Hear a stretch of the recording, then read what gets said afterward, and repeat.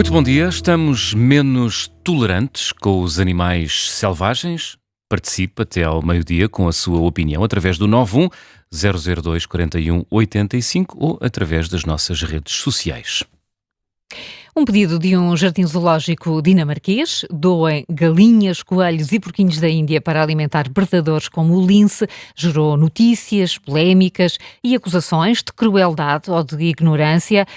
E agora estamos, Helena Matos, a tentar perceber o que é que suscita este tipo de reações. Estamos muito mais sensíveis ou wokeistas sobre a vida selvagem. Bem, podemos falar do Senhor Disney também? Podemos, claro que sim. Há aqui, nós temos os animais próximos de nós como nunca tivemos, ou seja, nós temos os cães e os gatos dentro de casa mesmo, e não é apenas o dentro de casa, na cozinha, na sala, eles entraram nos quartos, portanto nós temos uma proximidade física com alguns animais que no passado não existia, E mas afetiva. e afetiva, e simultaneamente temos uma visão que é muito construída daquilo que nós pensamos que esses animais são. Porque aí também convém, sobretudo em relação aos gatos, eu aconselho sempre que se vejam aqueles filmes que são muito populares, foram feitos vários em Inglaterra, e que dão conta da transformação do gatinho fofinho, amoroso, que está lá em casa, no sofá, quando depois se encontra na rua, à noite, não é? Uhum. Ou mesmo em casa. Portanto, as pessoas acabam por ter uma imagem muito humanamente projetada de si. Há pessoas que vestem os cães, que os arranjam, não é? Há ali quase que uma projeção. Nós temos de entender que também as pessoas projetam muitas vezes os seus próprios hábitos e as suas próprias perspectivas do que deve ser a vida. Vendem-se rações vegan para cães, por exemplo, a mais de 7 € por quilo, o que, se estivermos a falar de um cão com alguma dimensão, dá um valor de alimentação elevadíssimo. Portanto, e também cabe perguntar se aquilo que um cão deve comer deverá ser Uhum. portanto, ser privado de carne, não é? Portanto, temos isto. Depois vemos muito estas polémicas. Há sempre, quer dizer, no verão também, muitas vezes, por falta de notícias, nós temos esta questão. Há assuntos que andam esquecidos um pouco durante o ano político e depois vêm assim à baila. E no verão, uma polémica com o Jardim Zoológico é o que pode acontecer de melhor. Portanto, aqui há de facto, isto começou a ser suscitado por causa deste tal Jardim Zoológico da Dinamarca, que pede. Havia aqui uma coisa que eles pediam: se tem algum animal, pronto, doméstico, que já não Que possa queira dispensar. dispensar, e a pessoa imagina, não é? Tal, o seu coelhinho lá de casa, a sua coelhinha, ser comida por um lince. A coisa custa, não é? Mas a verdade é que os linces devem comer coelhos e vivos, não é? Mas, aliás, se não há coelhos, não há lince, tanto quanto se sabe. Parece que ali por Mértola algumas pessoas já se queixam do desaparecimento de outros animais e acusam os linces, mas poderá ser episódico, porque os linces precisam, tanto quanto se sabe, de coelhos. E depois tivemos também este verão outra polémica com outro jardim zoológico, este na Alemanha, que confirmou ter realmente eliminado 12 babuínos, e isto teve vários protestos, pessoas sentadas no chão e há ameaças de queixa em tribunal. O Zoo alega que tem umas instalações para babuínos construídas no final dos anos 2000, que tem espaço para 25 animais e respectivas crias, mas que não pode ter mais animais do que aqueles, para já, porque não tem condições para os ter, e porque mantendo os animais dentro daquele espaço, eles começam a ter conflitualidade pelo terreno, que é uma coisa que costuma acontecer também com a espécie humana, não é? E com os animais, ainda se calhar com menos filtro. Portanto, existe esse problema e depois sim, aquelas ideias da contracepção não funcionou. Não funcionou. E também porque é que não vão para outros jardins zoológicos? Porque já foram. E os babuínos reproduzem-se com alguma frequência e, portanto, os outros jardins zoológicos, eles já tinham mandado animais para Paris, por exemplo, também, para alguns zoos na China, e também já não queriam mais babuínos, e, portanto, eles eliminaram 12 babuínos, o que causou manifestações. Resta agora saber se o caso for para tribunal, nesta judicialização, muitas vezes, destas matérias, o que é que o tribunal decidirá, não é? Porque, enfim, não é inédito que os jardins zoológicos façam manifestações com animais diante de instâncias de poder. Nós mesmos tivemos aqui em Lisboa, em novembro de 1999, uma manifestação em frente ao Parlamento, e eu até já posso dizer que animais, foi um tigre, foi um leão, foram uns lémures e penso que também uma girafinha. Não, da girafinha já vou confirmar. E porquê? Porque o Jardim Zoológico de Lisboa tem tido, ao longo da sua existência, algumas atribulações de caráter financeiro. Na altura estava a viver-se mais uma dessas fases atribuladas, até por causa de uma razão. As diretivas comunitárias ou a regulamentação comunitária obrigava a grandes obras no Jardim Zoológico de Lisboa.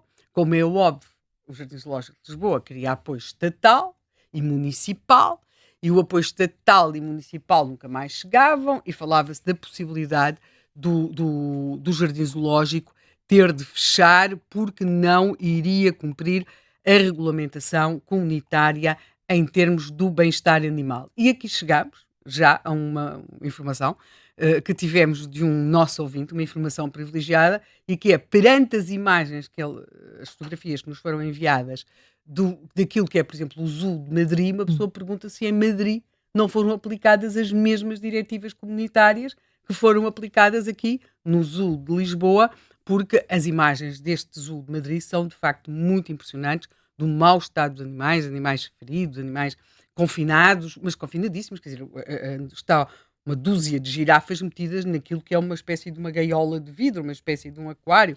Portanto, muito. É esta questão da legislação comunitária e da sua aplicação a Portugal. Eu tive exatamente a mesma dúvida, mas aí aplicada à espécie humana, porque eu não sei se lembram quando nós andávamos aqui em Lisboa e em Portugal, numa fúria com as condições dos cafés. As instalações sanitárias dos cafés, as colheres de pau dos cafés, exatamente, com o atual presidente da Liga de Bombeiros, na altura estava na ASAI, e que se tomou de umas fúrias extraordinárias em relação aos cafés, cujos até anunciava que deveriam fechar para a metade em Portugal, que teria um impacto terrível na vida de muitas famílias, mas enfim, são muitas vezes explorações familiares, e nesse mesmo ano fui a Paris. E quando uma pessoa chega a um restaurante em Paris e vai às instalações sanitárias, pergunta-se, eles devem ter outra legislação só para eles. Deve ser uma legislação muito diferente da nossa, não é? Pronto, mas agora, abandonando aqui o lado humano, e de facto, em 2003, no final do século XX e a passagem para o século XXI, houve grandes obras no Zoo de Lisboa, e o Zoo de Lisboa tem, em termos daquilo que se pode considerar instalações adequadas, pelo menos por comparação com outros zoos, nomeadamente aqui, o congénere de Madrid, algumas, pelo menos os animais não se veem naquele estado deplorável. É claro que há aqui depois sempre uma grande opacidade, não é? Que é, como é que se faz o controle das populações? Sim, porque nós não vamos acreditar que tudo quanto nasce no zoo fica lá, vivo. Não pode, porque se ficassem, os bichos não cabiam, não é? Como é que são alimentados alguns animais? Por exemplo, estou a pensar o caso dos répteis, não é? O caso das aves de rapina. Em princípio, haverá ratos vivos, não é? Pronto. Portanto, nós temos alguma dificuldade em assumir que existe, que é assim a natureza. E cada vez mais existe quase que uma... Eu, por acaso, procurei até ver alguns documentários sobre vida selvagem, como é que são agora e como é que eram no passado. Nós, no passado, porventura, mas isto implicava ver muitos, não é?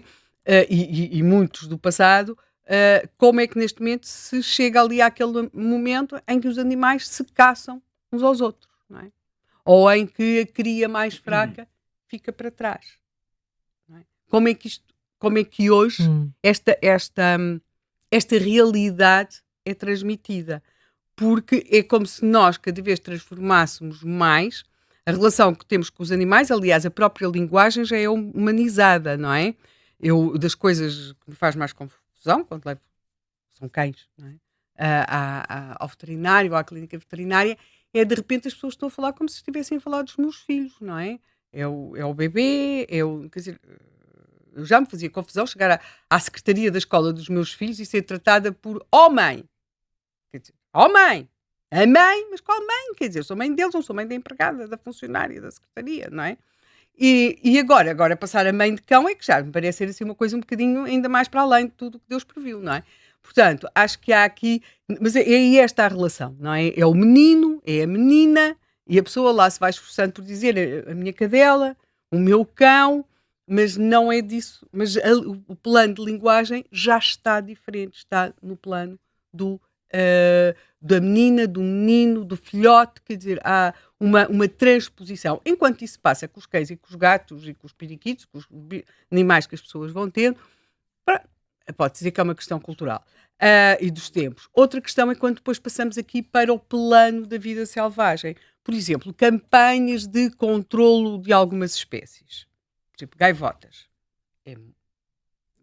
Foi difícil, eu lembro-me, eu trabalhei numa revista de ambiente e tivemos fortes protestos porque tínhamos um artigo a dar conta de forma muito entusiástica do controle das gaivotas na berlenga, porque têm de se controlar as gaivotas na berlenga, senão as cagarras, não é? Eu pergunto se os nomes estão corretos, aqui é o Henrique Pereira dos Santos, pronto, não terão uma vida muito, muito longa. Portanto, e as pessoas reagiram, houve leitores que reagiram mal, não é? Que estávamos ali a fazer a apologia do... Não esperavam que uma revista sobre ambiente trouxesse essa matéria.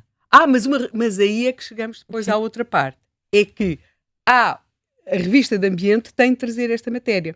O problema é que cada vez mais aquilo que se chamava publicações sobre ambiente são publicações sobre animais fofinhos, não é? Sobre fofinhos, eles são fofinhos, e também os que não são fofinhos, coitados, isso percebe-se, se as pessoas disserem que mataram cobras ou qualquer outro tipo de animal, aí já se consegue, não é? Agora, tudo o que tem pelo e assim uns olhinhos redondinhos, há uma relação humanizada. E isso pode comprometer e podemos chegar, eu lembro das primeiras vezes que talvez tenha trocado alguma comunicação aqui com o Henrique Pereira dos Santos foi por causa dos cabritos. Houve um congresso de cozinheiros em Portugal, aqui há alguns anos, um encontro de cozinheiros e penso que o animal que ia estar em destaque foi em 2017. O animal que ia estar em destaque nesse congresso de cozinheiros era cabrito, eram os cabritos. E houve um problema, e o Expresso até fez na altura um grande artigo sobre isto. Porquê? Porque os cabritos houve um cabrito morto, não é? Até porque a forma como se prepara o cabrito não é de facto, não é irrelevante para o resultado que tem. E então, aí havia outra coisa, o cabrito, como sabe que eu já fui matar cabritos, os cabritos a seguir são esfolados e isto depois pode ser importante para a forma como para aquilo que se pretende com o cozinhar. E depois houve... Exceto o cabrito estunado. Estunado, que foi o que o Henrique depois me mandou dizer, porque eu fiz uma crónica aqui para o Observador a dizer que era difícil comer cabrito vivo, não é? Portanto, estamos para um congresso de cozinheiros que vão cozinhar cabritos vivos não se e com pele também não. Depois o Henrique lembrava o que é o cabrito estunado. O que é o cabrito estunado? O Henrique explica. Eu já explico. Está bem. Bem, aí não sei. Talvez temos de começar a preparar que os telefonemas vão começar a cair. Mas o Expresso na altura referia, o Expresso dedicou um artigo e agora estou a citar, matança de cabrito em congresso de cozinheiros. Houve um incómodo provocado aos seus sentimentos. Fim de citação. Aos sentimentos dos cozinheiros que não tinham qualquer... Pensei que fossem os sentimentos dos cabritos. Pois, eu também, porque os cozinheiros gostam de cozinhar cabrito, mas depois não queriam, sentiram-se incomodados com a matança do cabrito. Portanto, nós temos aqui uma espécie de clivagem cada vez maior entre até os animais que comemos, mas depois não queremos omitir essa parte. Portanto, nós temos muito aqui, a propósito desta polémica, em torno destas opções de alguns jardins zoológicos, opções assumidas publicamente. Noutros casos, essas opções existem certamente também, mas são de alguma forma iludidas, não é? Porque tem de haver controle das populações, porque senão não cabem lá. Aliás, eu quero lembrar que nós estamos o Jardim Zoológico é mais antigo, mas comemoram-se agora 110 anos da passagem do Jardim Zoológico de Lisboa, do seu terreno, daquilo que é para nós agora, agora até penso que é a sede é o quartel-mestre-general em Lisboa, não é? Ali em São Sebastião da Pedreira, que é contíguo, depois há aquilo também que está ligado à Fundação HK, e nesse terreno funcionou durante algum tempo o Zoo de Lisboa, que já tinha vindo daqueles terrenos um bocadinho ali da Marquês da Fronteira.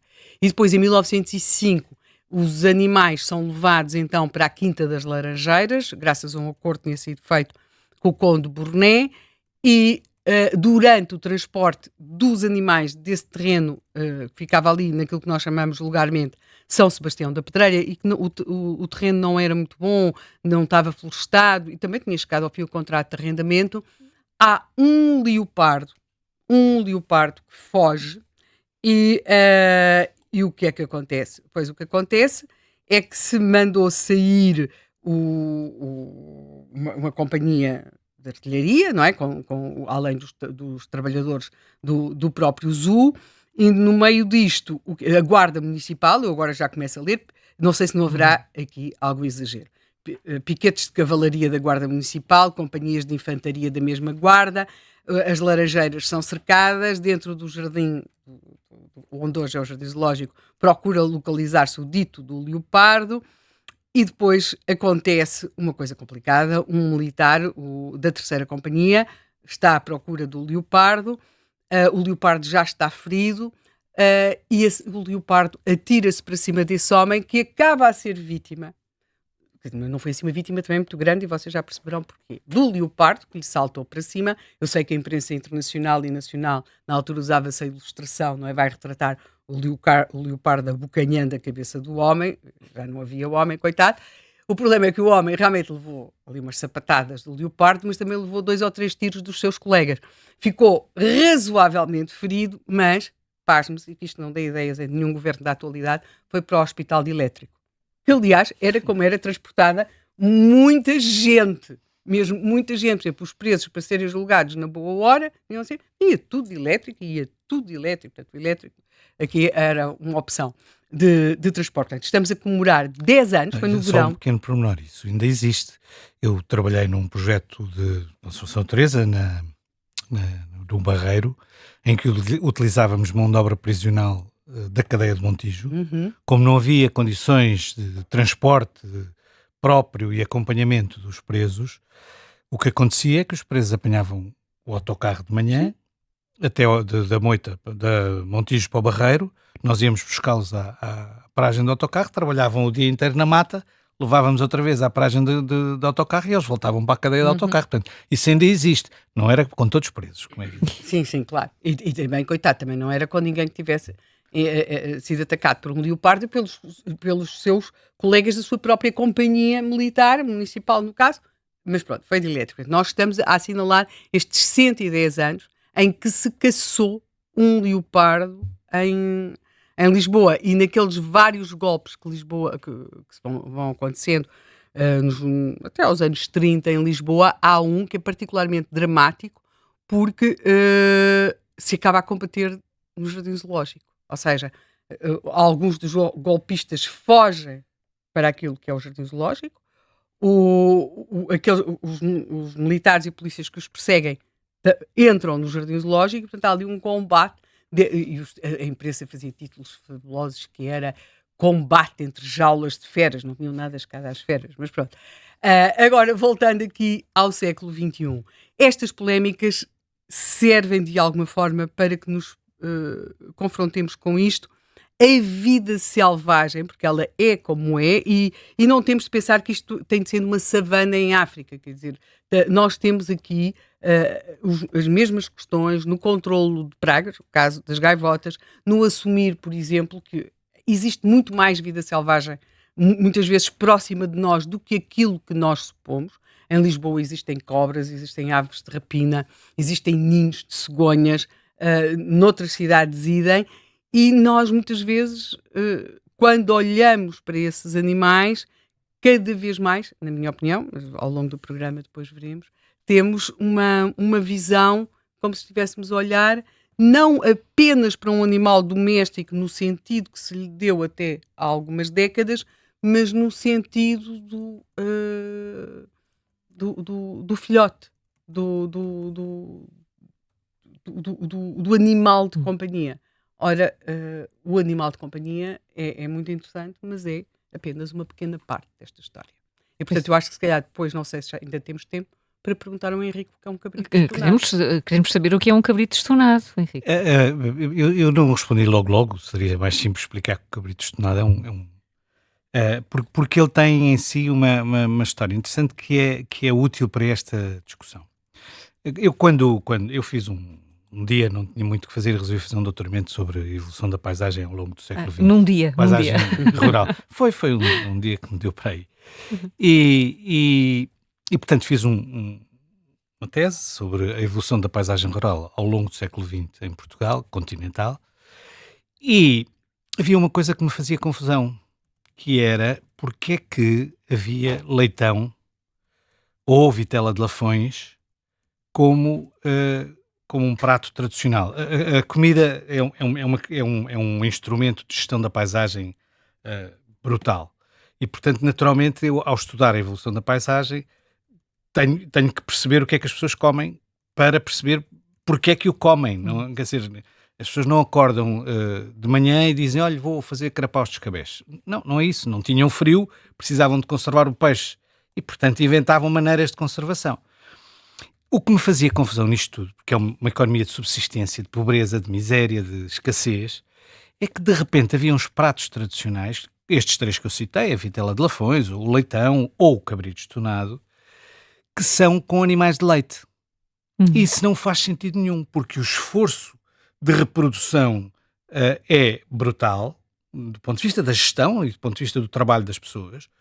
O esforço de manutenção vivo daquele animal é brutal. E depois, quando falta um mês para fazer o desmame e o poder levar ao mercado, um mês ou 2, comem-nos. Isso não faz nenhum sentido. Do ponto de vista, não há um racional à partida. À partida não haveria um racional.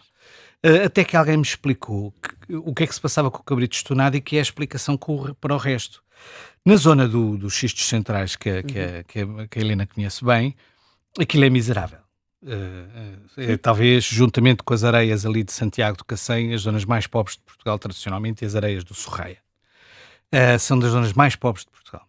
De tal maneira que em Oleiros, por exemplo, o trabalho que era feito na agricultura não era com vacas, mas com bois, o que nesta economia não faz muito sentido, porque as vacas, além de trabalhar, então têm crias. Os bois fazem algum sentido nos barros mais fundos de Beja ou nos solos mais fundos do Ribatejo, porque têm mais força. Mas em terras miseráveis, como era o caso da agricultura de Oleiros, não fazia muito sentido, porque é que naquele sítio se trabalhava tradicionalmente com bois e não com vacas.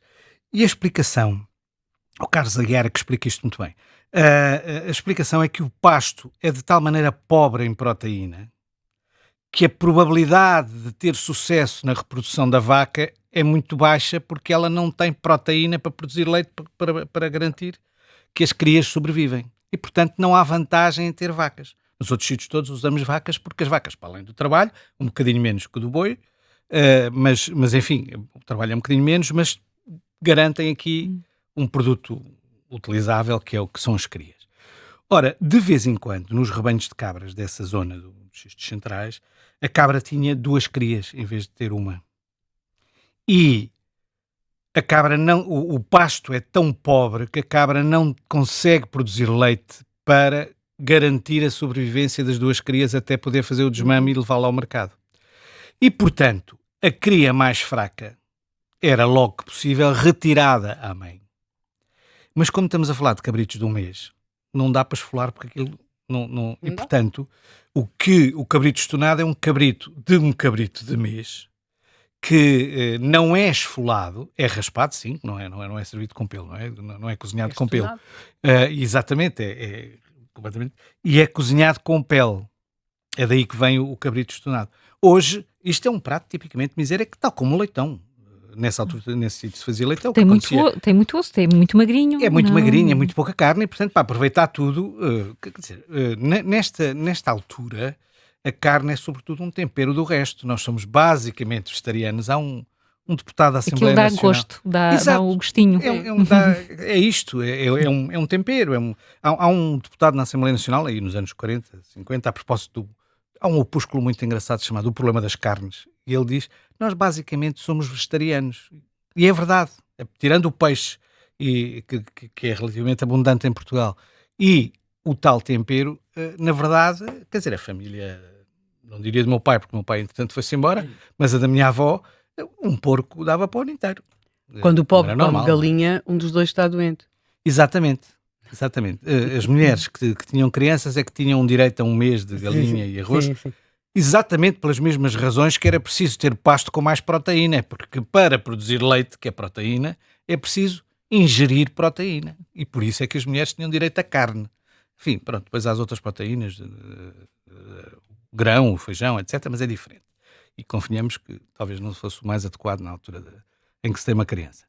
Ora bem, portanto, de qualquer maneira, este cabrito estonado é um cabrito que é hoje um prato super, enfim, luxuoso, mas é um filho da pobreza. Porque é o cabrito que é retirado para garantir a viabilidade da mãe e da do outra outro. cria. Ora, este conceito de gestão da natureza é um conceito que nós perdemos quando deixamos de ter este problema. E, portanto, dizemos, coitadinho do cabrito que só tem um mês. Ou quando, por exemplo, o Henrique defende que se queremos controlar os incêndios ou combater os incêndios de alguma gerir. forma, ou gerir, devíamos era comer cabrito. Pois. As pessoas imaginam criar cabritos, sim, mas Matá-los e comê-los é que é mais difícil. Sim. Pronto, mas quer dizer, isto explica em parte, ou explica não, enfim, ajuda a compreender em parte a evolução.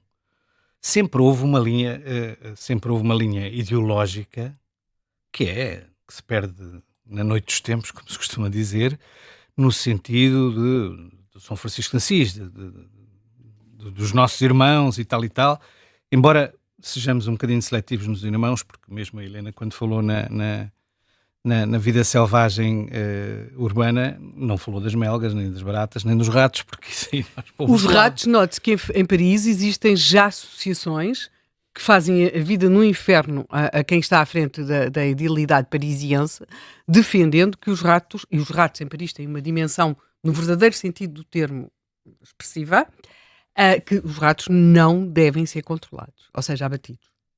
Abatidos por controlados, vão argumentar que põem lá uns gatos, mas pronto. Pois, abatidos aqui com a intervenção do homem é diferente. Isso é uma boa questão para percebermos com o Jorge Capelo, que é botânico e é ecólogo, o nosso primeiro convidado desta manhã aqui do Contracorrente. Jorge Capelo, bom dia.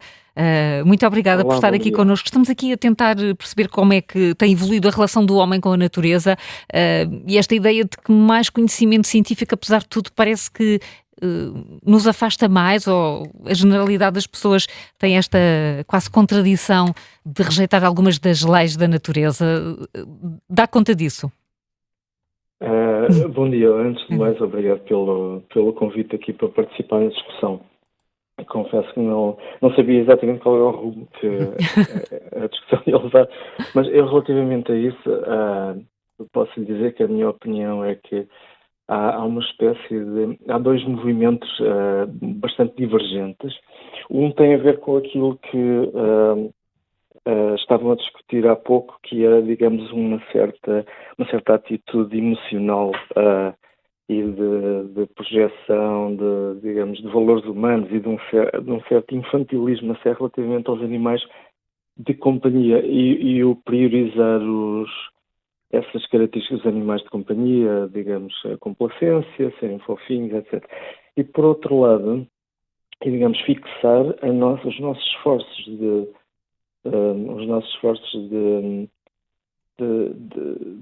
no bem-estar animal nesse grupo de animais. E, por outro lado, existe, digamos, uma evolução uma evolução científica que faz entender, digamos, que as leis da natureza, incluindo relações de predação, não é? Portanto, em que os animais se alimentam uns dos outros, são factos absolutamente naturais e que nós não temos que não temos que o julgar, não é? Aqui a discussão Hum. tem um caráter moral. Eu não sei o que me tinha, Jorge, perguntado. Sim, daqui é o Henrique Pereira dos Santos, conheço o Jorge há muitos anos. Jorge, diz-me uma coisa, e essa apreciação moral da natureza, tu és botânico, Sim. É muito evidente no caso dos animais, mas sentes isso em relação às plantas, em relação à botânica? Não, eu acho que isto, talvez eu seja um pouco pessimista, mas acho que há um certo atavismo na atitude dos portugueses relativamente às plantas. Ou seja, nós temos uma relação antiga com as plantas, sobretudo porque, enfim, somos um povo de agricultores, não é? E de pastores. Mas, sobretudo nas cidades, temos uma relação um pouco avessa às plantas, de desconhecimento. Eu acho que tem, e de falta de interesse, não é? Evidentemente há grupos de pessoas, o interesse nas plantas tem vindo a crescer por via de esforços de comunicação, de sociedades científicas, esse tipo de coisa.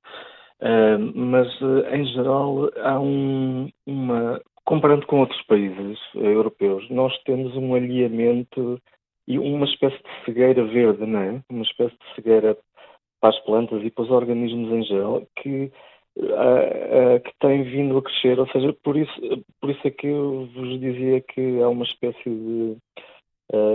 há estes dois movimentos um pouco divergentes. Mas, bom dia, daqui Helena Matos, mas contudo, em relação às plantas, parece haver uma espécie de politização de algumas variedades que não acontece, por exemplo, em relação aos animais.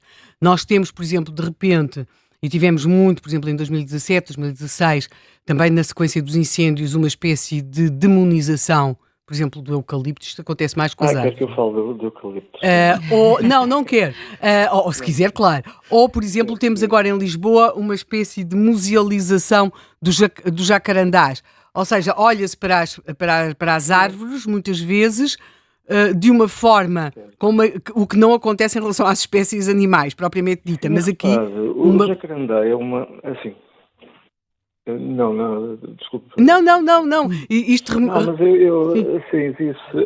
o que diz, e com razão, é que, de facto, a atitude não é muito diferente de olhar para um jacarandá que tem flores vistosas, mas é uma espécie exótica, é uma espécie brasileira, uma árvore brasileira, que é usada como árvore de arruamento e tem a particularidade de produzir aquelas flores violeta muito vistosas, e isso, no meu entender, suscita, digamos, um apreço por parte do público que é um bocado desproporcional relativamente a outras espécies assim, com flores menos evidentes, ou inclusivamente algumas espécies autóctones, como carvalhos ou o que fosse, que são usadas também por vezes como árvores de arruamento em Lisboa. Mas essa relação, eu percebo que diz, o ser vistoso é muito importante do ponto de vista das plantas para essa relação, assim, por assim dizer, empática. Portugal tinha, quer dizer, nos anos 60, faziam-se festivais das mimosas, das acácias, não é? 60, 70, 80. E agora gastamos dinheiro a arrancar acácia, as mesmíssimas, não é?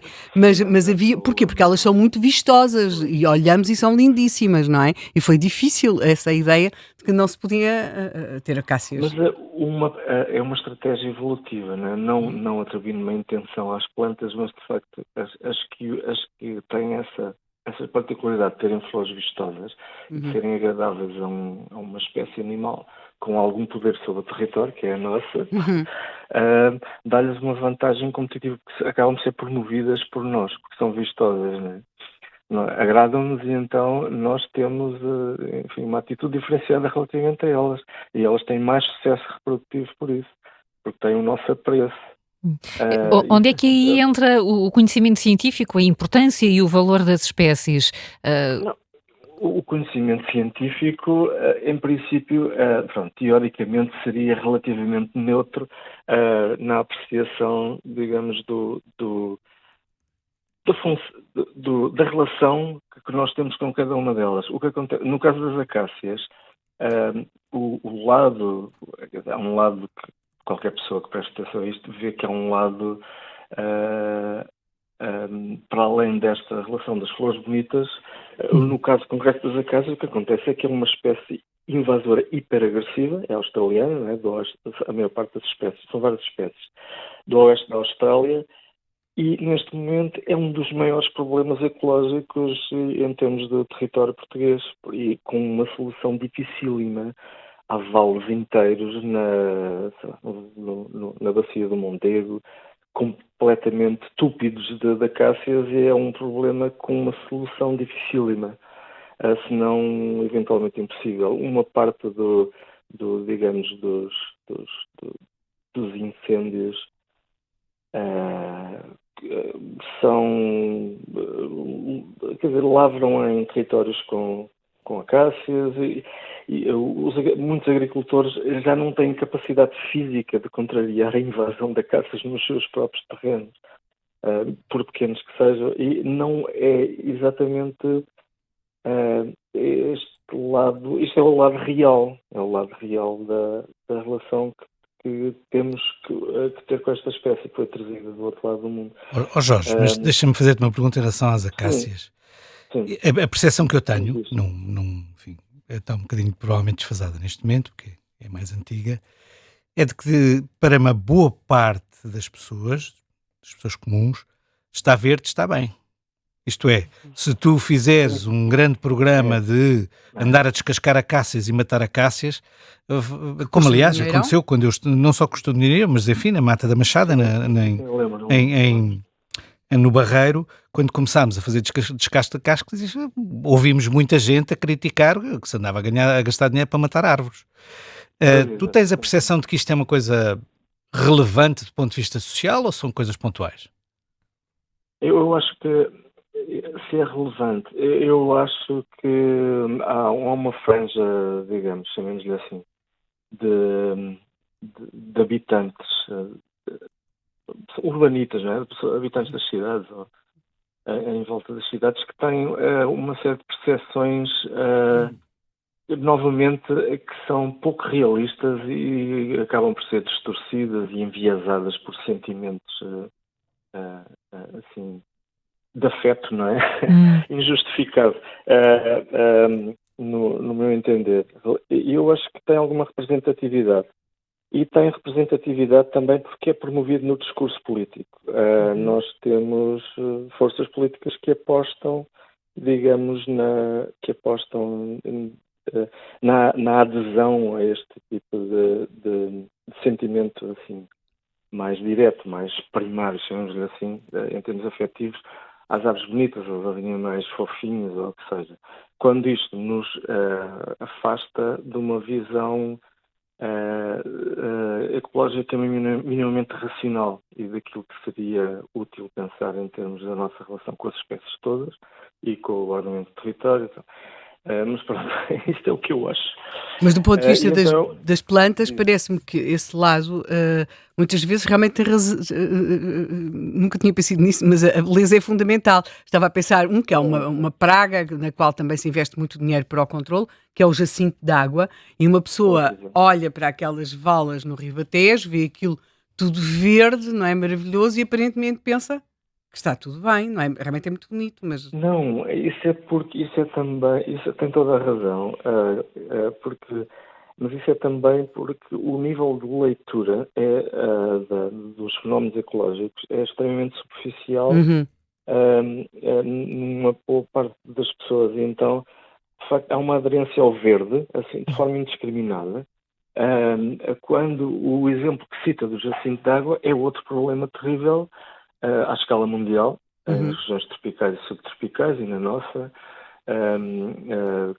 porque impede o funcionamento de sistemas de rega e compete com ecossistemas aquáticos, digamos, naturais, causa problemas equivalentes, mas no meio aquático, ou parecidos com os equivalentes aos que as acácias causam.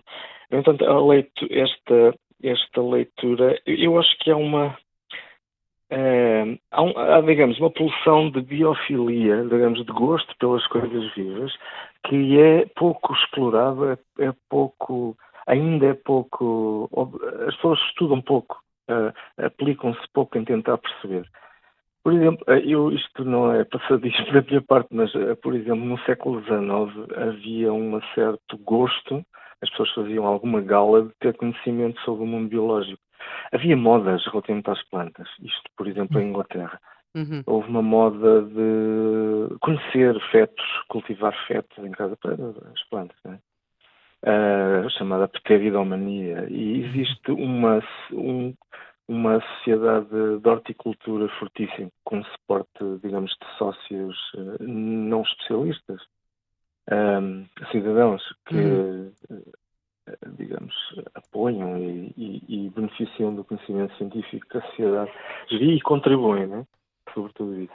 E mesmo relativamente. E então, esse tipo de movimento, digamos, da relação mais direta, que às vezes tem este tipo de efeitos perversos, não é? Como nós estamos aqui a discutir, eu diria, é preciso, digamos, passar de alguma maneira, utilizar essa pulsão das pessoas para se relacionar com as coisas vivas, neste caso com as plantas, para uma coisa que seja um nível em que o conhecimento é maior e que as pessoas têm, digamos, uma atitude útil, útil relativamente às plantas.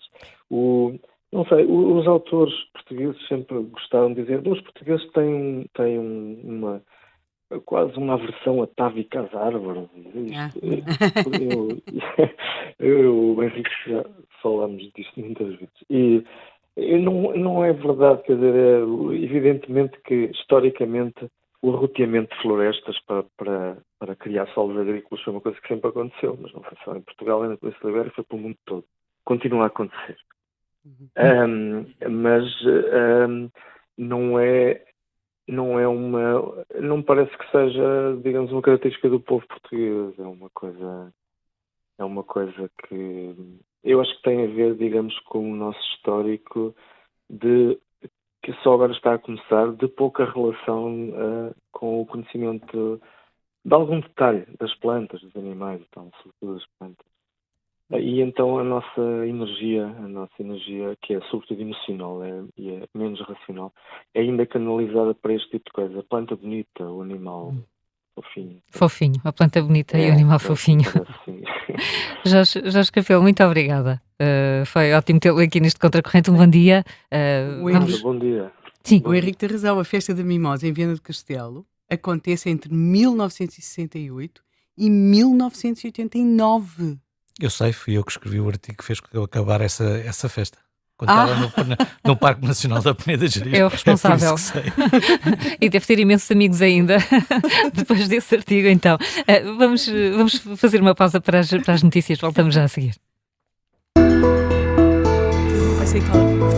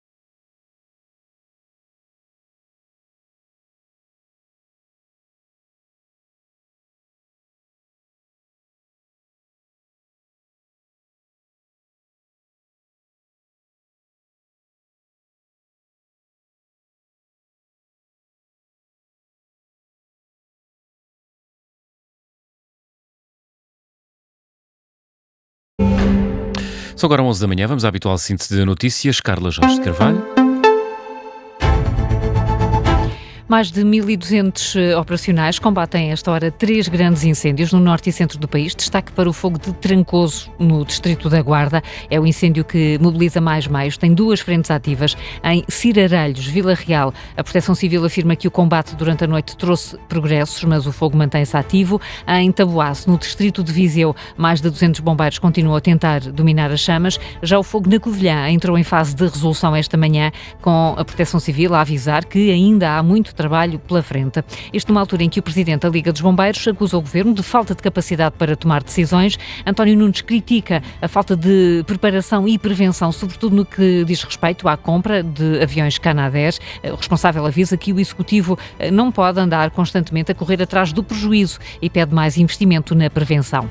A Proteção Civil avisa que o pavilhão onde estão alojados os migrantes que desembarcaram na semana passada no Algarve já não tem capacidade para continuar a acolher estas pessoas. O espaço já tem atividade programada para os próximos dias, portanto, os 38 migrantes que se encontram lá vão ter de ser deslocados. Alguns já começaram a ser levados para centros de instalação temporária. O coordenador municipal da Proteção Civil de Vila do Bispo foi o convidado esta manhã do explicador. Emerson Gomes explica que está a ser delineado um plano para esta operação. Em causa estão 38 cidadãos marroquinos que chegaram ao Algarve num barco de madeira, aparentemente vindos de Marrocos.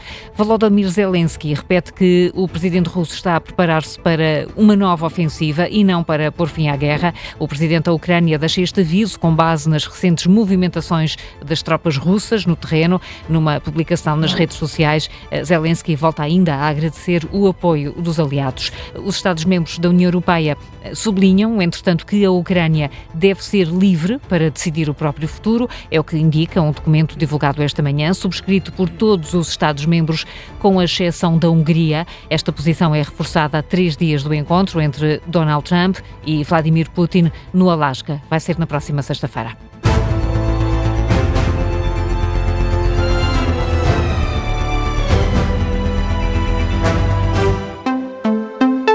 Rádio Observador 98.7.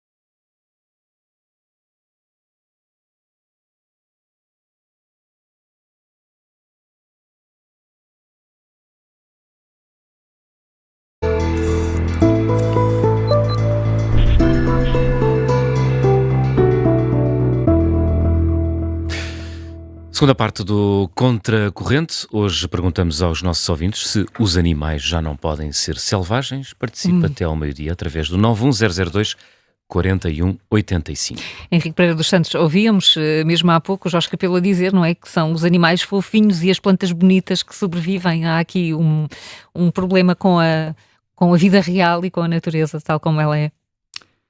Sim, há vários problemas. Um deles é a convicção que nós temos, como espécie, de que mandamos mais do que mandamos. E, portanto, investimos muito em controlar o mundo, investimos menos em o compreender. O Jorge Capelo disse uma coisa que é de facto muito relevante. as pessoas entusiasmam-se emocionalmente com o que veem ou com o que sentem, pode não ser à vista, mas depois é preciso um esforço de compreensão dos processos. E esse é um esforço, quer dizer, até pode ser recompensador quando a pessoa finalmente, como é o meu caso, a falar do cabrito estonado, porque de facto consegui encontrar uma explicação para a existência de leitão como prato tradicional, que aliás não expliquei, é porque a porca tinha 7 ou 8 crias e depois, como não tinha alimentação suficientemente proteica, era preciso tirar 2 ou 3 para aguentar o resto da criação. É por isso que se faz leitão. Que portanto, é o excedente da criação. Exato, tal como na vitela de Lafões, que a vaca tem dois bezerros, não aguenta com o pasto que tem, tira-se um. Graças a Deus que já tenho comido muito boa vitela de Lafão, que é a zona dos meus pais. Ora bem, tirando esse pequeno pormenor, eu conto uma história. A determinada altura começou-se a perceber que alguns dos produtos que eram usados para eliminar baratas estavam a perder eficácia. O que é que estava a acontecer? As baratas, enfim, são atraídas pelo doce, pelo açúcar, e, portanto, essa característica era usada no fabrico de alguns produtos para atrair as baratas. O que é razoável acontecer numa lógica darwiniana, isto é, evolutiva? As baratas que gostavam mais de açúcar morriam, as que gostavam menos de açúcar iam ficando. E como isso dependia da genética, iam transmitindo essa característica a outras baratas que também não se interessavam tanto, pelo menos, por aquele aspecto de atração. Ora bem, o que é que isto explica? Explica que nós realmente não só sabemos menos do que pensamos sobre os processos naturais, como mandamos menos do que pensamos nos processos naturais. De tal maneira que, quando desenhamos processos de gestão dos processos naturais, somos surpreendidos com coisas destas. Depois, a seguir, vamos à procura de outras coisas como as baratas que não gostam de açúcar. Pronto, isso faz parte da nossa inteligência, capacidade, etc. Mas a verdade é que nós não fazemos. Aliás, temos um exemplo fantástico em Portugal, que é esta discussão dos canadaires e dos meios aéreos e dos meios para combater os fogos, por parte de uma sociedade que não percebe os fenómenos naturais e nem sequer, frequentemente, percebe que o fogo é um elemento natural fundamental dos ecossistemas. E repare-se, não é uma matéria que está escondida não sei onde. Todos os anos, na altura em que há, quer dizer, depende dos anos, porque há mais fogos, menos fogos, depende se arde muito, se arde pouco, portanto, se arder muito interessa aos jornalistas, se arder pouco não interessa aos jornalistas. E depois há não sei quantas pessoas que vão falar deste processo ecológico que está relacionado com a gestão do fogo.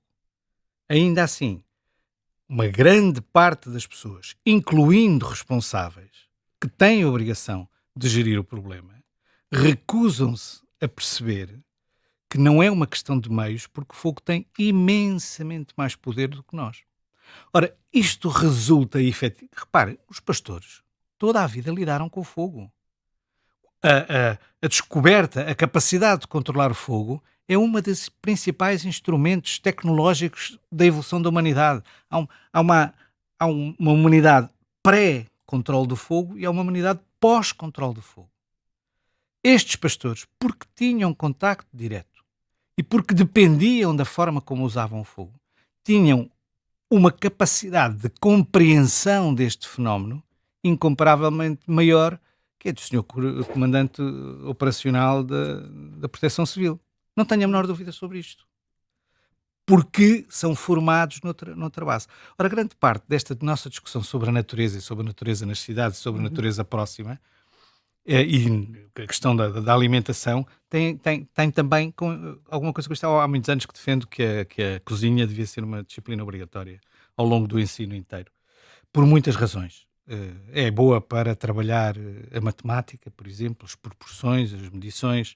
É boa para trabalhar a física, porque é preciso utilizar instrumentos. É boa para a gestão de risco, porque os meninos aprendem a trabalhar com instrumentos que podem ser perigosos. E é boa para os ligar outra vez, ou permitir a ligação outra vez, entre aquilo que comem e a forma como é produzido.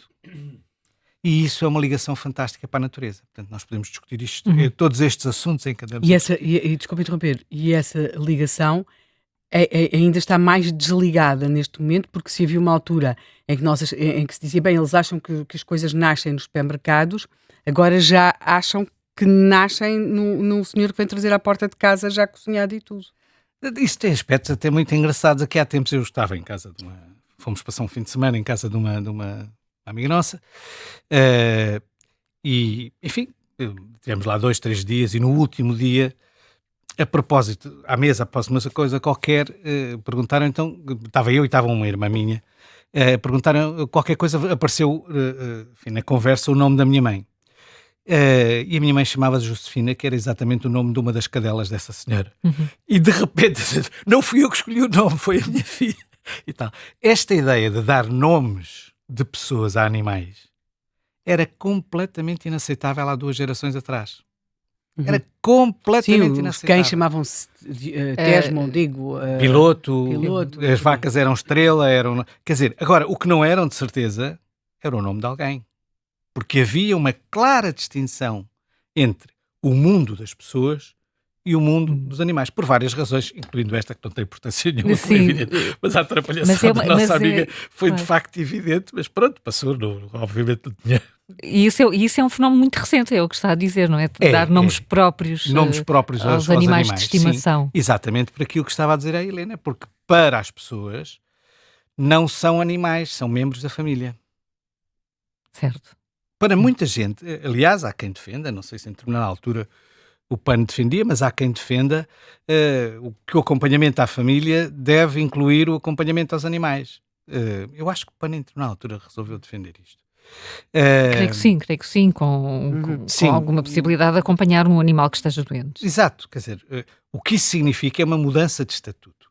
Mas essa mudança de estatuto é uma mudança que resulta da distância que nós temos em relação aos processos naturais. Nós desligamos os animais ou as plantas das circunstâncias e do contexto em que esses animais e essas plantas foram evoluindo, etc. Portanto, nós deixámos de discutir os processos, como dizia os processos ecológicos e os processos naturais que nós utilizámos na nossa produção. As pessoas não tinham animais porque queriam ter animais. Mas em relação a relação de produção com os animais nas sociedades em Portugal, ao longo de todo o século XX, mas sobretudo na primeira metade e depois para trás, não é uma relação alimentar. Nós comemos animais como um passo de aproveitamento de um recurso, porque os animais maiores estavam na exploração para produzir trabalho. Os animais mais pequenos estavam na exploração para produzir estrume. Isto é, para colher nutrientes à volta e os concentrar nas zonas de pão.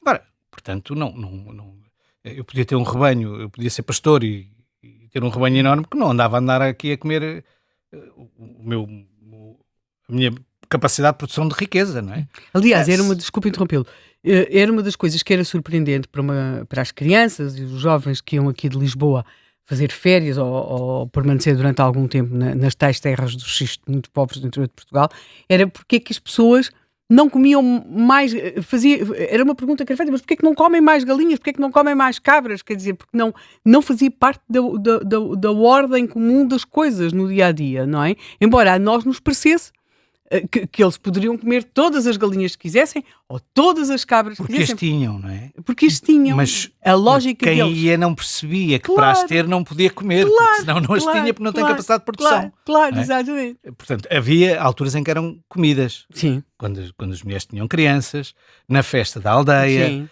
nos casamentos.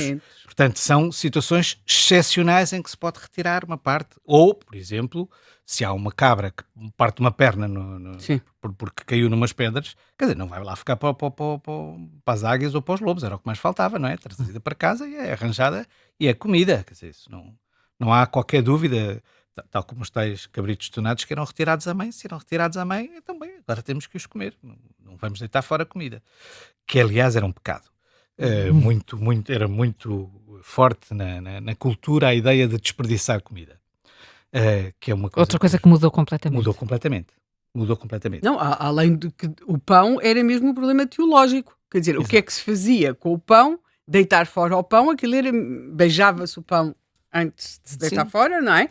Era mesmo um problema religioso. Frequentemente fazia-se uma cruz, depende do tipo de pão que se cozinhava, mas havia uns que se fazia uma cruz por cima. Portanto, tudo isso, toda esta suposta proximidade e compaixão com os animais, etc., é, em grande parte, um sintoma de desligamento em relação à natureza. E de desligamento em relação aos processos naturais. Nós não estamos mais estamos mais próximos no sentido que há quem durma com o cão na cama, mas estamos mais longe no sentido em que, quer dizer, se quisermos ter um cão, vamos buscá-lo a algum lado, enfim, pronto, se formos mais coisas, vamos ao canil, se formos mais não sei o quê, compramos não sei aonde, mas não é nada connosco. Eu não tenho que gerir a vida daquele animal. Aliás, eu lembro-me de ver, eu faço aqui já uma nota, eu não confio nada na minha memória, e por razões fortes. Portanto, como nunca mais encontrei esta entrevista, não posso garantir que era exatamente isto, mas eu tenho quase certeza que vi esta entrevista, penso que era da Ana Fernandes, no Público, à Jane Goodall. Jane Goodall é um símbolo... Primatóloga. Exatamente. E é um símbolo do movimento dos direitos dos animais. E quando lhe perguntam sobre as touradas, ela diz que aceita melhor a forma como os touros são tratados que a forma como os animais domésticos são tratados. Porque o que ela diz é, eu não posso concordar com o sofrimento voluntário infligido ao animal na tourada. Mas durante toda a sua vida, o touro tem a sua especificidade, a sua liberdade, a sua reprodução completamente assegurada numa razoável liberdade e, portanto, respeitando a essência do touro. Quando eu tenho animais em casa, cães e gatos, eu eu faço a gestão da sua reprodução ou da sua não reprodução, venho ter com eles quando me dá jeito a mim, não a eles, passei-os às horas que eu quero e não quero e, portanto, na verdade, o respeito que eu tenho pela essência daquele ser vivo é menor que o respeito que eu tenho por uma tourada. Eu estou a dizer isto baseando-se na Jane Goodall, porque se dissesse isso dizendo que é a minha opinião, que também é, na verdade, seria morto aqui à saída. Curiosamente, ela no início da carreira também foi muito criticada porque deu nomes próprios aos primatas que observou. Exato, mas porque ela pretendia... Porque era mais simples para ela. Não era só uma questão de ser mais simples, porque ela pretendia, de facto, dizer estes não são apenas uns animais que estão aqui, são pessoas, são os nossos primos próximos. Há aqui ela contribui para esse movimento, mas aqui o que eu queria chamar a atenção é que, e é Jane Goodall, não sou eu, a forma como ela olha e compara a tourada com a forma como nós respeitamos, era uma questão de respeito, respeitamos a essência dos animais domésticos, é naturalmente uma pessoa que não viveu o tempo todo na cidade, é de quem andou lá por não sei onde, atrás dos primatas. Dos primatas. E o Gonçalo Elias anda mais atrás de pássaros, é ornitólogo. Bom dia, Gonçalo Elias, bem-vindo também a este contracorrente. Podemos começar por aí. Nota um interesse crescente na observação de pássaros e da natureza em geral, ou nem por isso? Olá, bom dia. Em primeiro lugar, obrigado pelo convite e pela oportunidade para estar aqui. Sim, tem-se notado desde há talvez 10, 20 anos para cá um interesse crescente, eu diria, pela observação da natureza em geral, das aves e não só.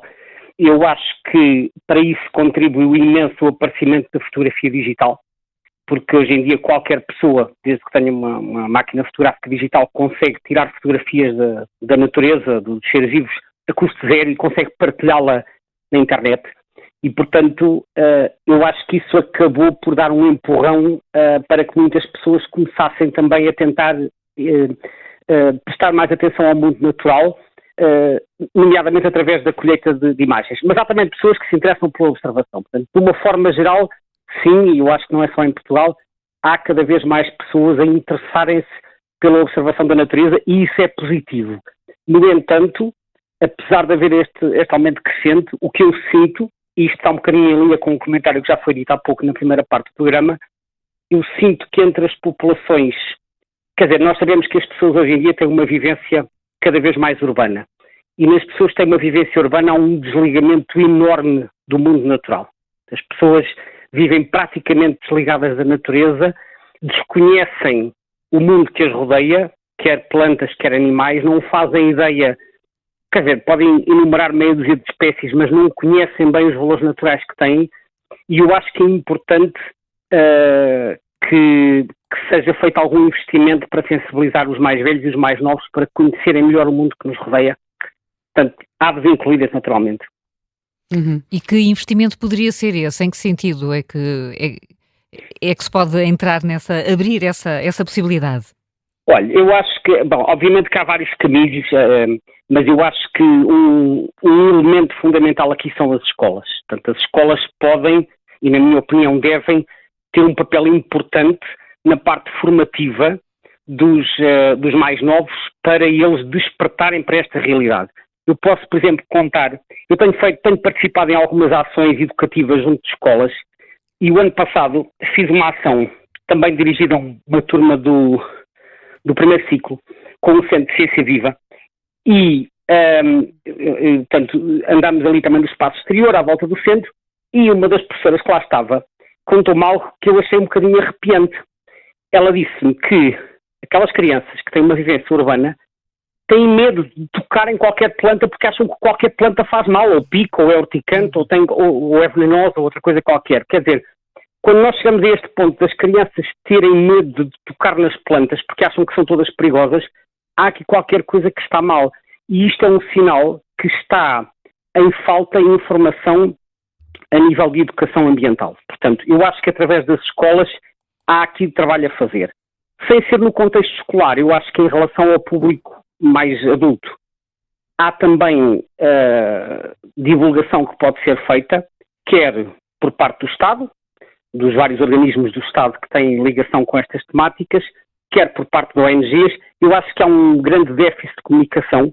Eu acho que para o cidadão comum, para o público em geral, não é fácil obter informação sobre os animais e as plantas que nos rodeiam. Repare, a informação existe. Nós estamos numa era em que há mais informação do que alguma vez tivemos. Só que a informação está dispersa, por um lado, às vezes está em sítios de acesso reservado, que não são acessíveis ao público, é difícil de encontrar. E eu acho que o caminho seria encontrar formas de pôr essa informação à disposição do público. Acho que isso iria ajudar bastante.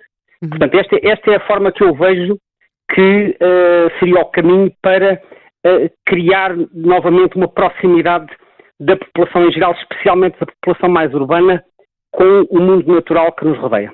Bom dia, daqui Helena Matos. Mas, curiosamente, no caso das cidades, e aqui estou a pensar em Lisboa, mas há outras em Portugal, em idênticas circunstâncias, até haveria muito para ver, porque depois as pessoas também têm sempre a ideia que para se poder observar os animais selvagens têm de ir muito longe e para sítios muito especiais, quer dizer. Mas em Lisboa, no caso das aves, há desde falcões, depois temos todo. Eu levei a minha infância, boa parte da minha infância, diante de um ninho de cegonha, porque atrás da minha casa havia uma quinta de uma ordem religiosa e aí existia um ninho de cegonha, portanto nós acompanhávamos todo aquele ciclo, não era preciso ir a nenhum sítio em especial. Existem ninhos de cegonha na cidade, existem falcões na cidade, existem depois todo um conjunto de aves exóticas, quer dizer, quando se pensa, as pessoas só pensam nos pombos, não é? Mas existe muito mais vida na cidade, vida selvagem, do que aquela que se possa supor. Não, há imensas espécies na cidade. E repare, eu sou natural de Lisboa, agora não vivo em Lisboa, vivo no Alentejo. Mas eu nasci em Lisboa, cresci em Lisboa, vivi várias décadas em Lisboa, e quando eu me comecei a interessar pela observação de aves, comecei a explorar a cidade, comecei a visitar as margens do Tejo, os jardins públicos, a Tapada da Ajuda, Monsanto, etc., e rapidamente percebi aquilo que me está a dizer, que é a imensa diversidade de espécies de aves em Lisboa. E então pensei o seguinte: eu tenho que arranjar forma de divulgar isto. Falei com o meu amigo Luís Reino e disse-lhe, que também já se interessava pela observação, e disse: olha, vamos fazer aqui um trabalho, vamos propor à Câmara Municipal publicar um livro sobre as aves de Lisboa, porque isto tem que ser divulgado. E assim foi. Fizemos o inventário, recolhemos toda a informação que conseguimos, contactámos a Câmara e a Câmara publicou. Isto foi em 1997, se a memória não me falha. E começou aí, se quiser, um bocadinho o meu percurso de tentar divulgar, embora faça isto mais a nível individual, de tentar divulgar os valores naturais, porque acho que é importante que as pessoas tenham conhecimento disto. Em Lisboa até hoje, deixa-me só terminar isto, em Lisboa até hoje já foram registadas 200 espécies de aves selvagens, portanto que é uma diversidade notável apenas para o limite da cidade. Gonçalo, mas agora deixa-me fazer-te esta pergunta. Tu disseste há bocado que achavas que era bastante uma questão de informação, mas tu, profissionalmente, a tua formação não é de biólogo, não, profissionalmente não tens nada a ver com isto, diria. Podes mais tarde ter dedicado a ser ornitólogo profissional, não sei se é exatamente isso, penso que não, mas enfim, durante muito tempo seguramente não o foste.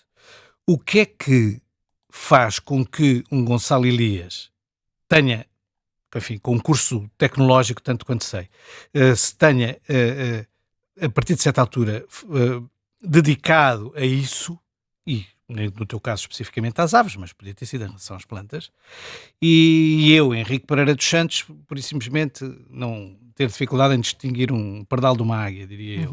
O que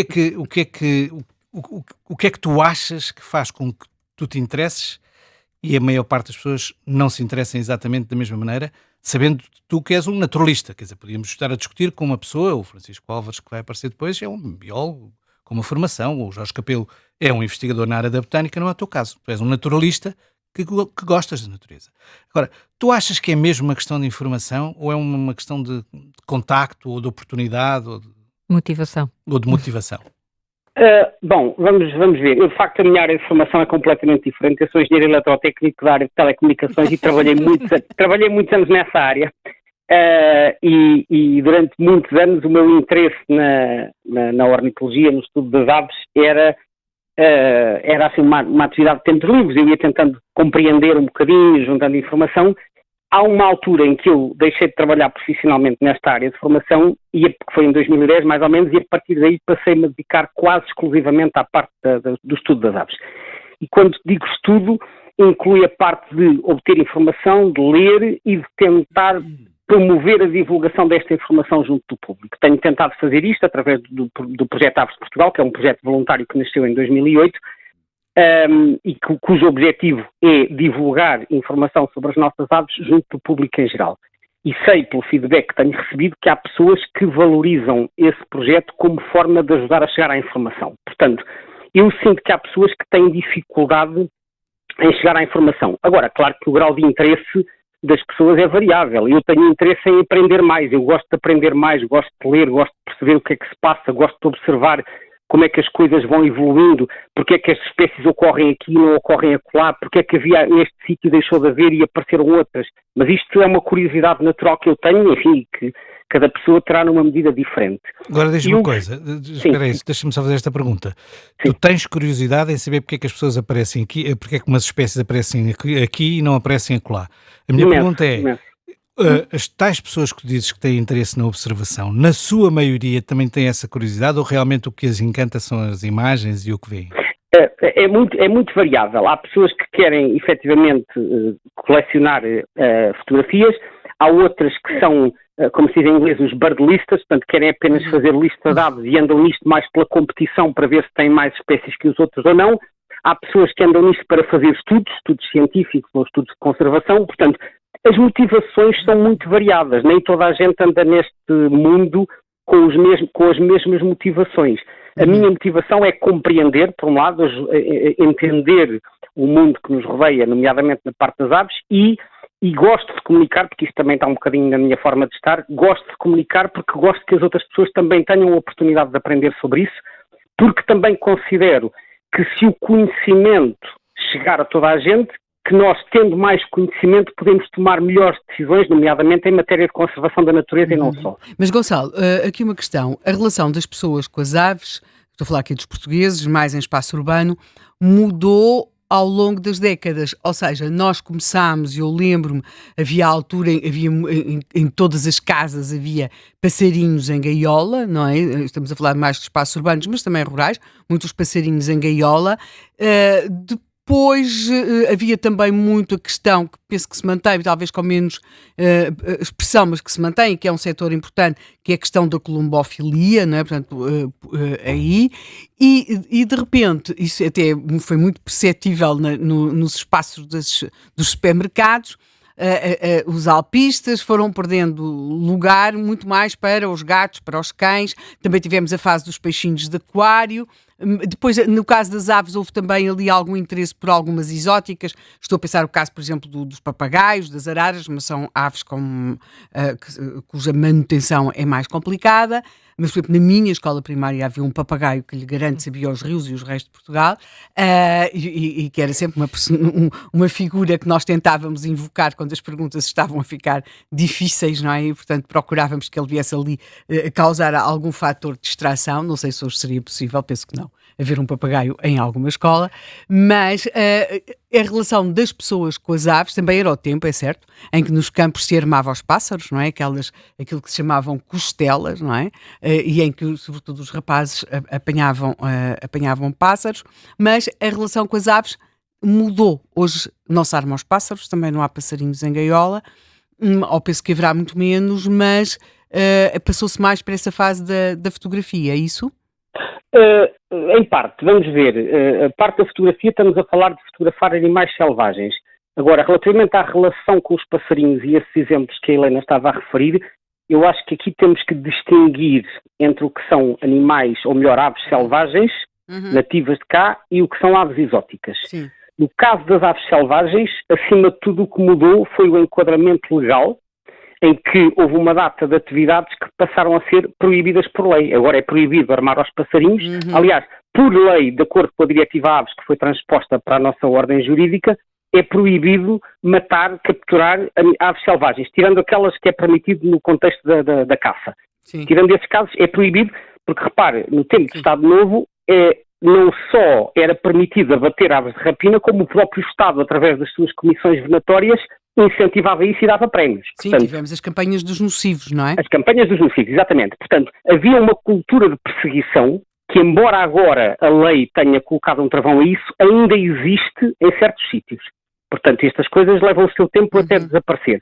Mas está muito atenuado e, portanto, a perseguição aos animais selvagens diminuiu imenso e isso explica, na minha opinião, em parte, porque é que agora vemos muito mais aves nas cidades que quase se deixam aproximar das pessoas. Porque as aves já se sentem mais seguras, já não são tão perseguidas como eram no passado. Ainda vai havendo, obviamente, animais em gaiola de espécies selvagens e às vezes aparecem nessas plataformas de venda de artigos usados, aparecem animais à venda. A lei já obriga a que sejam animais nascidos em cativeiro, quando alguém vende pintacilgos ou gaios ou o que seja. Ainda vai havendo assim os casos à margem da lei, mas são cada vez menos. Quanto aos animais exóticos, a situação é diferente.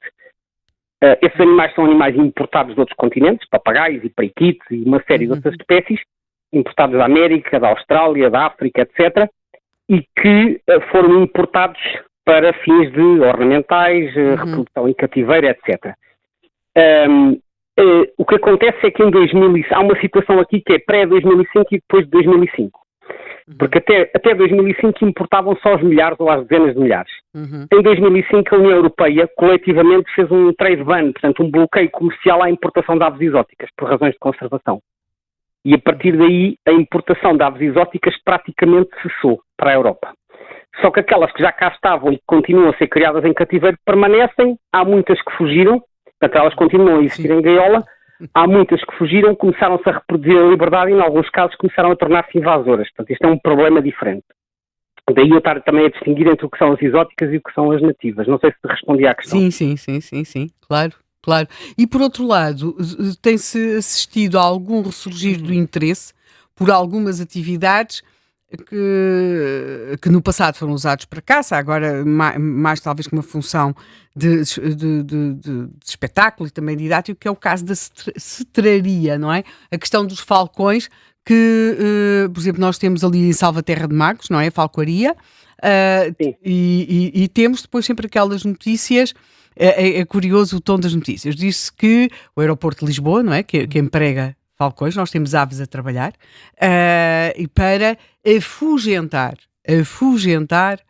outras aves que podem causar dano por causa do impacto com os aviões. Nós nunca usamos a expressão de caçar ou que pode eliminar. É sempre a ideia de que há uns animais que são os animais bons que fazem aquilo que nós precisamos que eles façam, não é? Que afugentem. Mas acho que as aves de rapina, de alguma forma, neste momento, estão, pela sua espetacularidade e também pela função que podem ter para os humanos, num bom momento? Bom, essas ações que são feitas nos aeroportos, e não só, que são designadas ações de espantamento, no caso dos aeroportos é para afastar as aves que por ali andam, para evitar acidentes. De facto, essas rapinas não estão ali a caçar, estão apenas a afugentar para evitar acidentes aéreos.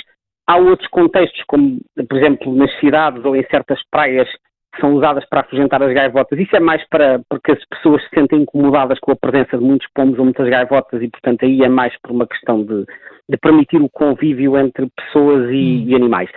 Em relação à questão se as rapinas estão num bom momento, se a pergunta é sobre as aves de rapina selvagens, penso que era isso, não é? Sim. Eu diria que a maioria das espécies que nós temos em Portugal, a maioria está a recuperar e está a recuperar bastante bem.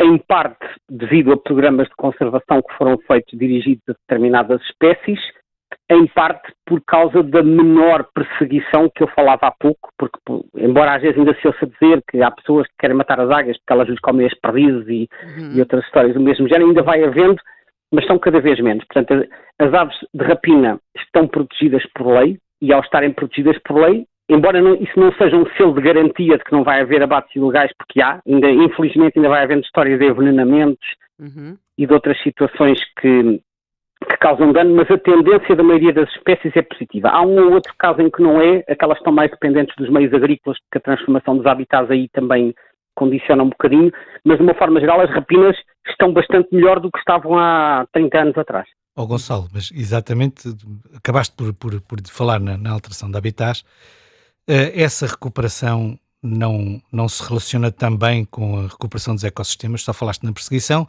e falaste, mas não falaste na recuperação de sistemas. Achas que isso não tem relevância?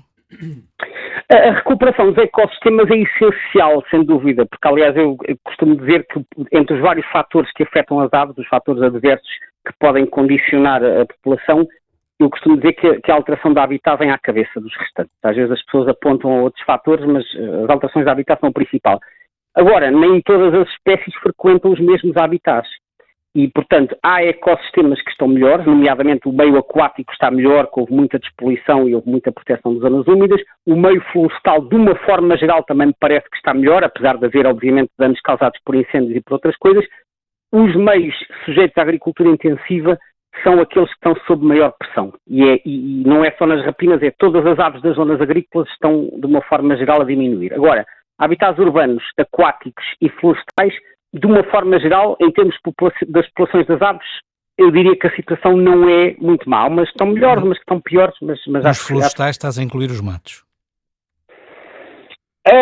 Eu quando falo em florestais, eu sei que agora há essa definição de florestais, se inclui os matos ou não. Podemos incluir, sim, nem sempre é muito fácil traçar uma fronteira clara entre o que é florestal e não é, mas sim, estou a falar de zonas que têm vegetação densa. Exato, podemos incluir os matos. Há uma diminuição de gestão que tem efeitos negativos, por exemplo, no padrão de fogo, mas tem efeitos positivos. Claro que tem efeitos positivos na biodiversidade, nem sempre, porque atenção, porque às vezes há zonas que são abandonadas e que depois ficam demasiado uniformes. Terá obviamente a ver com a gestão, também terá a ver com outras coisas. Ainda há pouco estava a falar das acácias. Há zonas, por exemplo, estou-me a lembrar da Reserva Natural das Dunas de São Jacinto em Aveiro. Eu, a primeira vez que visitei o local, achei que aquilo era um pinhal magnífico, muito bem conservado, muito interessante. Aquilo depois foi atingido por 2 ou 3 incêndios e agora aquilo, eu digo um bocadinho com ironia, que é o acacial de São Jacinto. Aquilo foi tomado de assalto pelas acácias e aquilo não, em termos de diversidade de aves, não tem 1/10 daquilo que tinha há 20 anos. Portanto, não é só a ausência de gestão. O problema das invasoras pode também causar um efeito negativo. Portanto, digamos, estes sistemas são complexos, como bem sabes, e não podemos generalizar em demasia, porque aquilo que é verdade nos sítios pode não ser noutros, não é? Gonçalo Elias, muito obrigada. Um bom dia para si. Vamos passar. Obrigado. Bom dia, obrigada. Vamos passar Obrigado, rapidamente das aves para os lobos.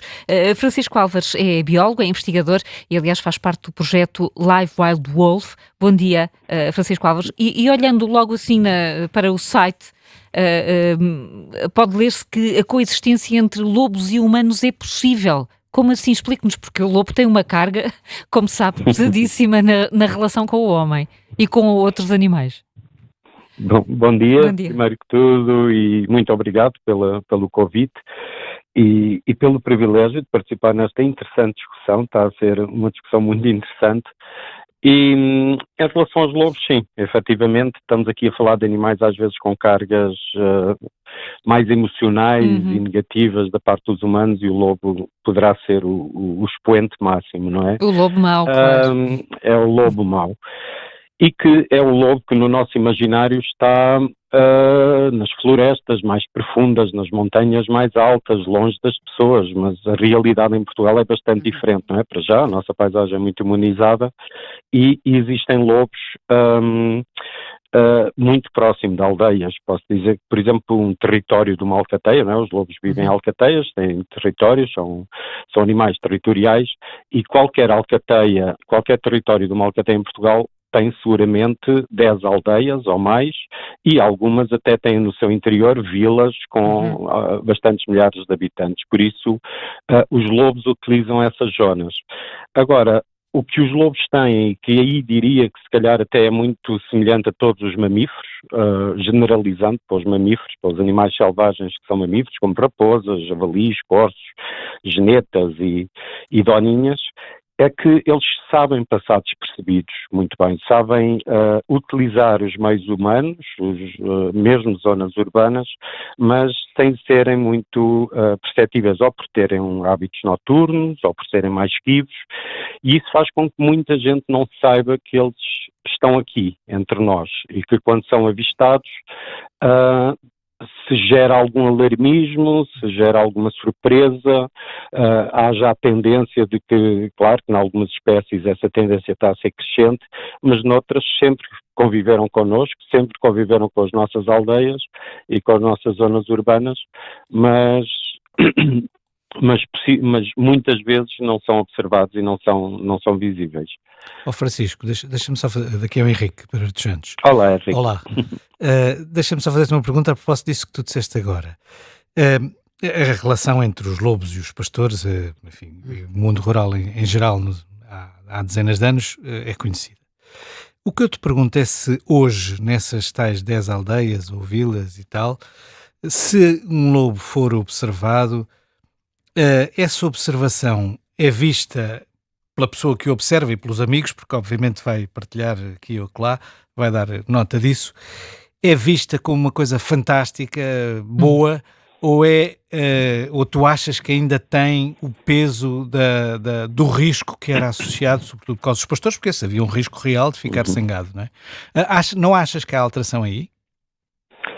Alguma, mas também acho que depende, como tudo o que temos estado aqui a falar, as leis dos processos naturais e dos animais selvagens e da vegetação não é linear, não é? Muitas vezes o nosso pensamento queremos sempre ter uma solução e um problema e tornar as coisas mais simplistas. De forma geral, sim, o avistamento de um lobo agora é muito mais frequentemente reportado, como bem disseste, pelas redes sociais e difundido. Há uns anos as pessoas viam lobos e não partilhavam tanto, e essa partilha muitas vezes também pode levar a comportamentos inadequados da parte das pessoas, de se aproximarem, tudo isso, principalmente de um público mais urbano, em que perseguem um animal, tentam filmá-lo. E isso aí, podemos dizer que na sua essência está um comportamento positivo face ao lobo, que bonito. Nós, no âmbito deste projeto LIFE, que foi referido, o projeto Live Wild Wolf, estamos a tentar caracterizar os avistamentos. É um projeto que inclui 8 países europeus, incluindo Portugal, e que estamos a tentar compilar registros de lobo exatamente nestes ambientes urbanos e periurbanos e de lobos que parecem confiantes, lobos que se aproximam das pessoas. Mas, Francisco, deixa-me dizer, o simples facto de dizer que as pessoas tentam filmar e não matar, digamos que já é uma alteração substancial. Sim, mas às vezes, sim, é verdade, mas continua a haver quem os mate, não é? Claro. A mortalidade ilegal é uma das principais ameaças atualmente do lobo. Claro que há uns anos, e tu bem sabes, Henrique, há umas décadas, muito mais gado havia muito mais prejuízos do lobo, o impacto da predação do lobo era, na realidade, um impacto económico para a subsistência familiar e das pessoas, já aqui foi dito, que referiste muito bem, do valor dos leitões e das vitelas, mas atualmente essa predação continua a existir, porque não nos podemos esquecer que a maioria das alcateias de lobos que existem em Portugal, 80%, por volta de 80% da dieta, continuam a ser animais domésticos. Estamos a ter um aumento ainda tímido de presas naturais do lobo. As presas naturais do lobo são os grandes ungulados, o javali, o corso, o veado, a cabra montês, mas essas espécies ou estão ainda muito localizadas, à exceção do javali, ou então com densidades muito baixas e densidades ainda reduzidas para que possam ser uma garantia alimentar ao lobo. E isso faz com que ele ou se aproxime das pessoas e dos núcleos urbanos pelos animais domésticos, ou então até pelas lixeiras, pelos caixotes de lixo. Mas e aí isso está a ser o que está a ser verificado. Deixe-me só terminar, por exemplo, neste projeto Life Wild Wolf, estamos a tentar caracterizar esse tipo de observações.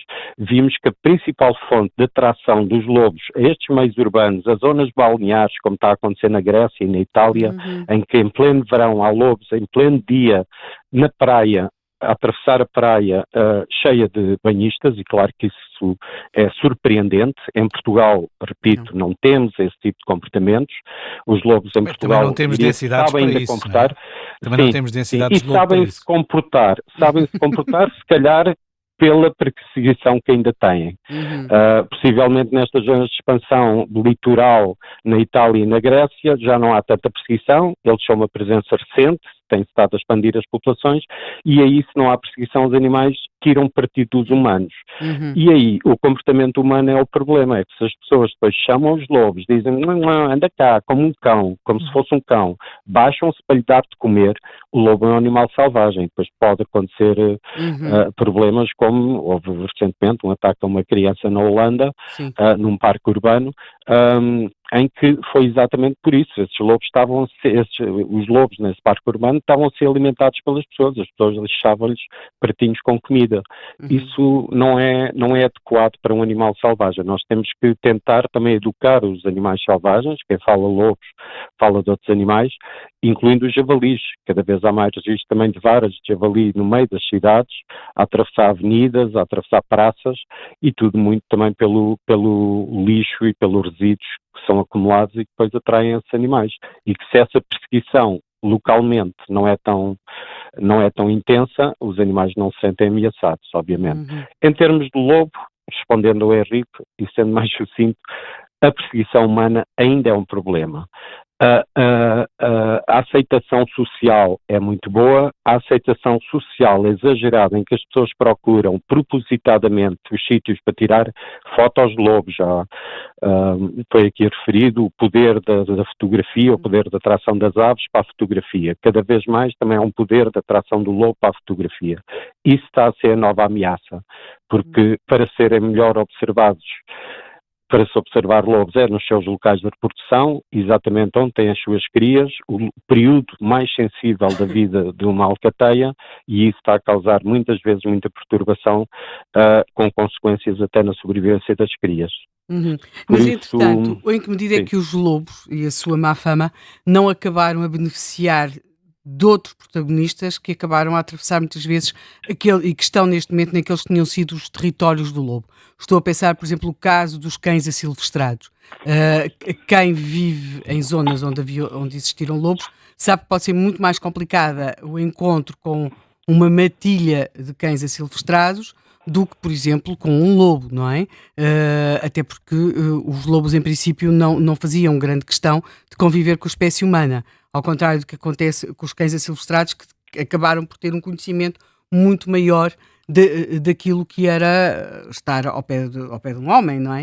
E, portanto, temos aqui também uma alteração desta De certa relação. forma, sim, e posso dizer que o lobo poderá ser, os cães asilvestrados e os animais de companhia abandonados, sejam cães e gatos, são um problema ecológico, que já vem também na conversa, que foi tida agora durante este programa, das pessoas não aperceberem-se como são animais de companhia e serem animais queridos e são os nossos melhores amigos, quando são asilvestrados e selvagens, não se aperceberam dos seus impactos, e sem dúvida o lobo é o melhor controlador dessas espécies. Se calhar surpreende muitos ouvintes a dizer que o cão e o gato fazem parte da dieta do lobo ibérico em Portugal, fazem uma maior parte da dieta do que, por exemplo, as presas silvestres, na maioria das áreas. Eles comem muito, e mais uma vez essa atração, esse poder de atração desses cães e gatos vadios, que fazem com que são atratores para que o lobo se aproxime dos núcleos urbanos, que é algo que também não queremos, e que podem ser um problema, mas que estão a funcionar como algum alimento também para o lobo. O lobo em Portugal atualmente está a ter um problema de alimentação. Querendo focar no lobo, mas podemos diversificar para outras espécies, está a ter um problema de alimentação, porque a pecuária extensiva, que era a sua principal fonte de alimento, está cada vez a ser menor, principalmente com caprinos e ovinos.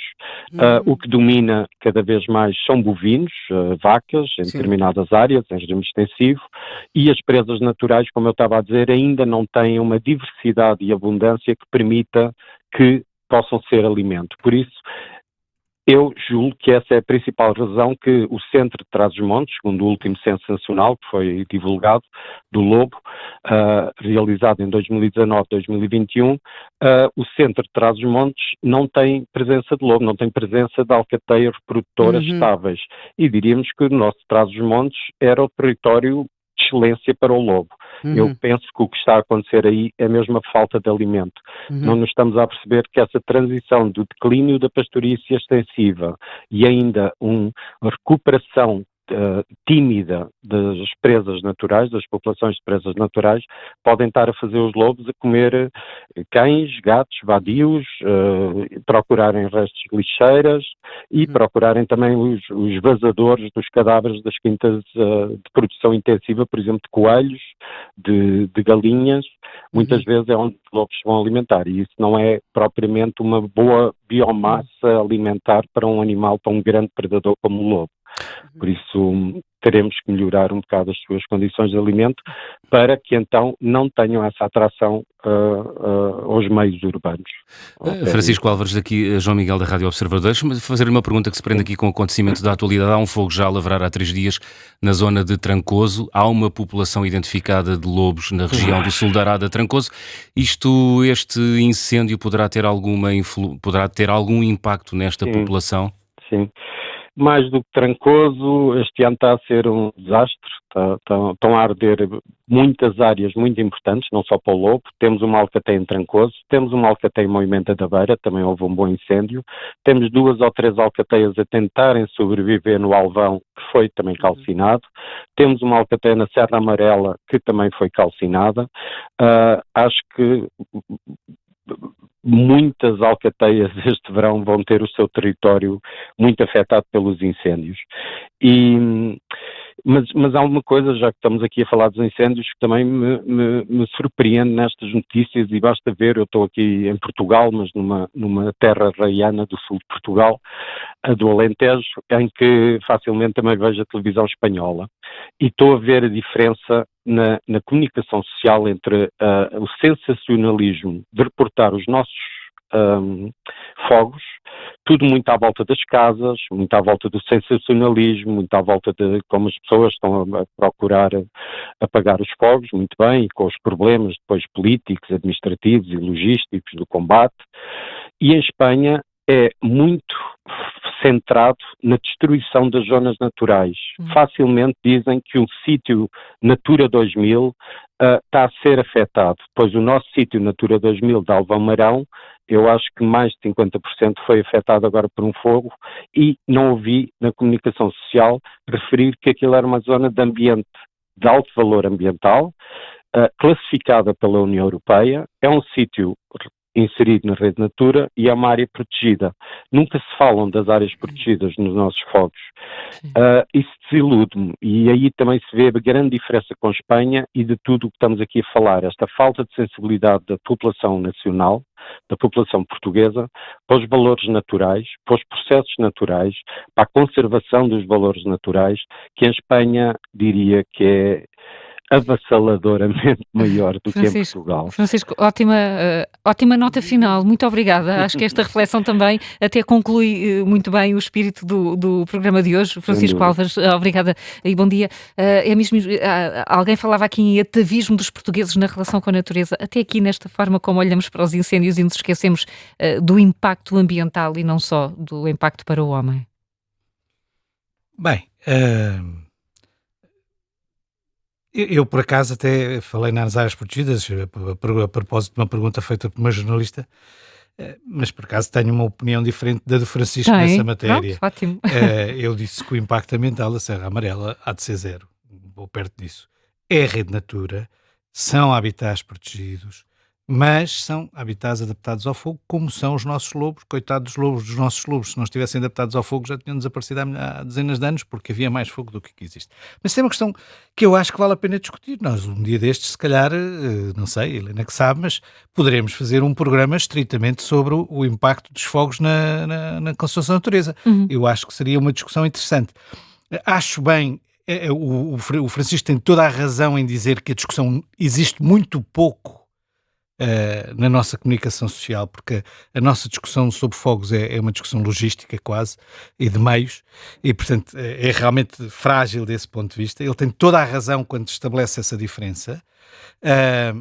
Depois podemos ter divergências ou diferentes pontos de vista sobre qual é o impacto disso na conservação. Mas eu acho que é uma discussão interessante e que vale a pena fazer. Helena, num minutinho.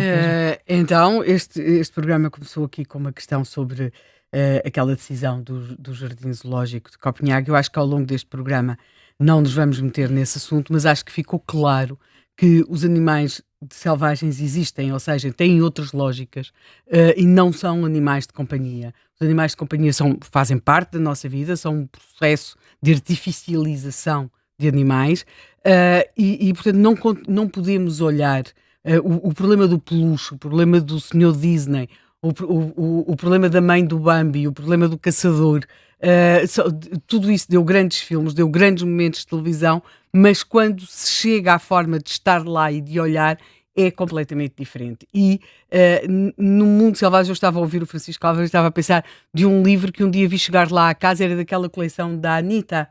Mas, pronto, a mim davam-me livros da Anitta, ao meu irmão deram um livro sobre um lobo. E então havia ali um problema. É que era um lobo muito bonzinho, muito bonzinho, muito bonzinho, mas o lobo só comia plantas. E eu lembro, quer dizer, ter lido aqui e pensado, pois a minha família vinha do sítio onde ainda havia a memória dos lobos, e os lobos não comem plantas. E, portanto, eu acho que é um pouco essa ideia, não é? Nós andamos por aí a imaginar, a empeluchar a natureza, mas isso não é amar a natureza, é mais ou menos contribuir para que a sua vida fique um pouco mais complicada. Helena e Henrique, até amanhã. Temos mais um Contracorrente.